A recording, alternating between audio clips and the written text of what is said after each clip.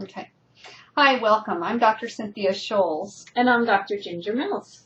And we're here today to talk to you a little bit about neuroemotional patterns. That is, the patterns that you get triggered to that bring up emotions and physiology and sometimes action that come from your subconscious mind.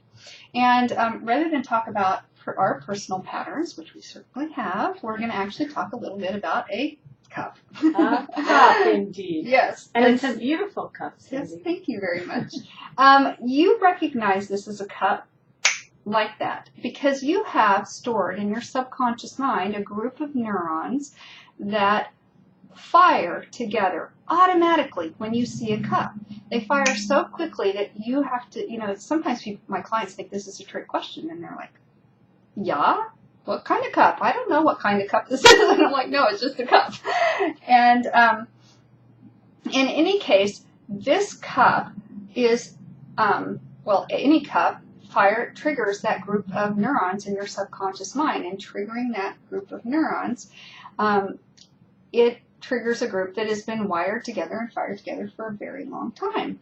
And that group of neurons got set up the very first time that you had a cup experience. Do you remember your first cup experience? Not really. No, you don't, do you? No. But you had a first cup experience, didn't you?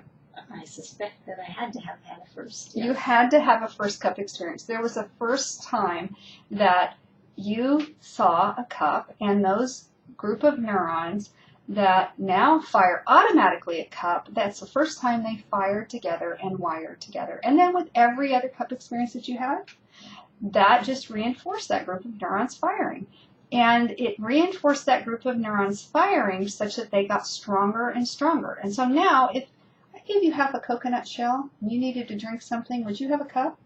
I would have a cup. You sure would have a cup, wouldn't you? Yeah. And it's because the coconut shell is similar enough to that first cup experience and all of the other cup experiences that she's generalized that cup concept to half a coconut shell.